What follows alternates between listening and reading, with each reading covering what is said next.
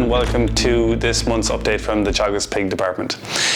So it's been a number of months since we've had an update here from the Pig Research Facility, so I thought, seeing as though the first quarter of 2023 has elapsed, that we just look at maybe some production parameters around the unit based on quarterly figures. So starting in the breeding herd, looking at our conception rate and farrowing rate, it's 90% and 88% respectively for the first 3 months year to date.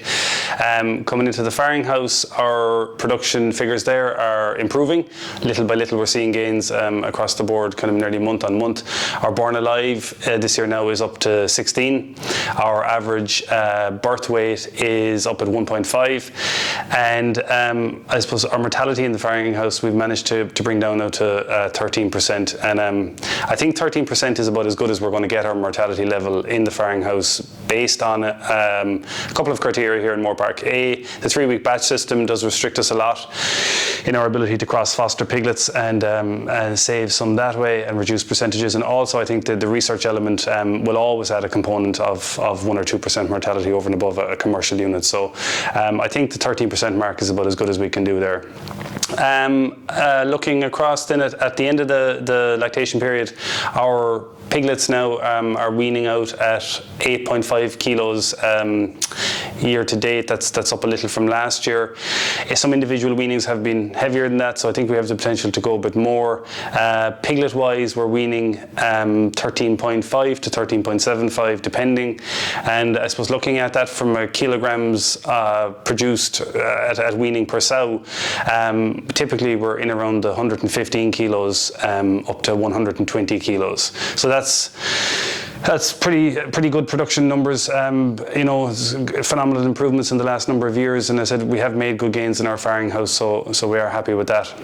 If anyone's wondering, I suppose, why we think or where we're making the gains in the farrowing house, I would put it down to really the level of creep we seem to be getting into our piglets pre-weaning, and that obviously reaps its own rewards post-weaning. So pigs are having a very easy transition from pretty much fully liquid diet to fully solid. We do wean intact litters, as people know, so that's obviously a benefit as well. But like our sows as well, I must say, are in great condition coming into the farrowing house, they're in great condition coming out of the farrowing house, and look, obviously that has knock-on benefits across the way.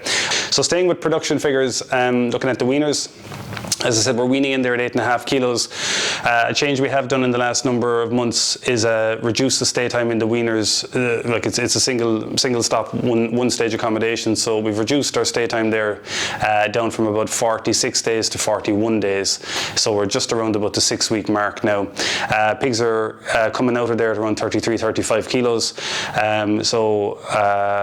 You know, the growth rates are quite good there. We are probably looking at the level of creep and length that we feed in the weaner stage accommodation now. Currently it's about 20-25 kilos per pen, which usually takes them through the first 5 to 6 days post-weaning. And then we're on link diet for about 13 more days, but I think we can reduce that quite significantly looking at the kind of weaning weights we're getting now, and look to get them onto a weaner diet much earlier, and possibly even onto a finisher diet in that weaner accommodation before they transfer across. So moving over, as I said, around 33-35 kilos. Our growing time is still an average of 12 weeks in the finisher side, so we're selling at week 11, week 12 and week 13. So 22 weeks would be the average lifespan, and our growth rates are quite good there. We're doing typically around 1,130 grams from transfer to sale there year to date. Okay, so that's pretty much a summary of our production figures on a quarterly basis year to date. So just to touch back then on a couple of other points, we have, as I said, made some changes to the breeding herd. We have always brought in replacement gills here for a couple of reasons. The main one being that we were able to dedicate the entire 200 sow herd for research purposes. We made some changes last year, and we decided that it would give us kind of, I suppose, greater control of things to be able to breed our own replacements on a number of fronts. So we went that way. So we brought in some pure line animals last year. We've crossed them So our F1s have been coming up along the system, and the first F1s are just actually going for service now in about 2 weeks' time. So the consequential knock-on, I suppose, of that is that the breeding herd has obviously reduced substantially. We're down to probably about 150 sows now from a height of 200. The lag effect hasn't really kicked into the growing pigs yet, so we've seen no problem, say, from numbers from a research point of view, but we would hope that in the next number of months that we will be starting to climb up again. I suppose the parity profile and issues like that have caused us some impact in our production parameters and in our farrowing rate and conception rate, things like that. There's certain caveats, so our parity profile has gone probably a little bit higher than what we'd like it, and we will obviously probably struggle to get our parity profile back right within the next 18 months, looking at the volume of gills we'll be bringing in into each batch. So we probably look to bring in 8 or 10 gills into each batch. Typically we'd run a batch around 25 to 30, so we're going to have to do some adjustments down the line. I suppose feeding into that then, we will probably run the batches a little bit lighter in sow numbers, because we have made big production efficiencies in the farrowing house.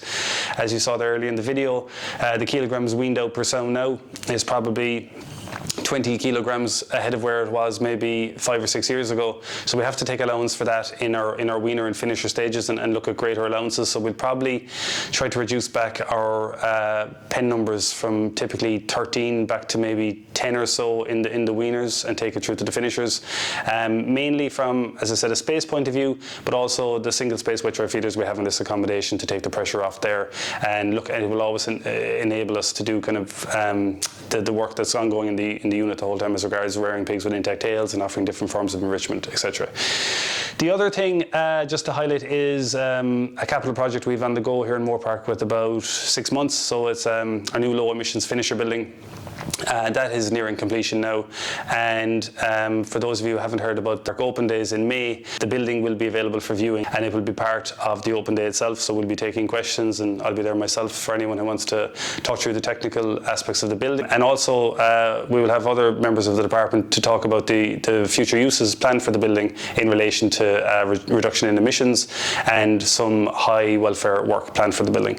And the other note just to mention is that from next month, my colleague Aisling Holmes will be also doing some videos. She will focus on certain areas of the unit in more detail.